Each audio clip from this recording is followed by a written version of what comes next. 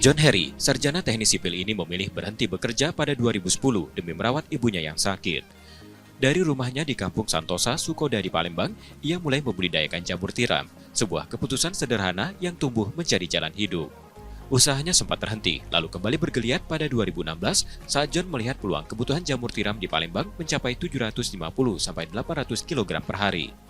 Sayangnya, petani lokal hanya mampu memenuhi sekitar 400-500 kg, sisanya masih didatangkan dari Lampung.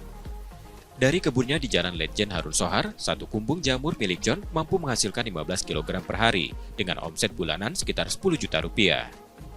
Namun prosesnya panjang. Serbuk kayu sengon, dedak, dan kapur dolomit dicampur dan dikomposkan semalam. Campuran ini kemudian dikemas, disterilkan, dan dibibitkan selama 30 hari di ruang inkubasi.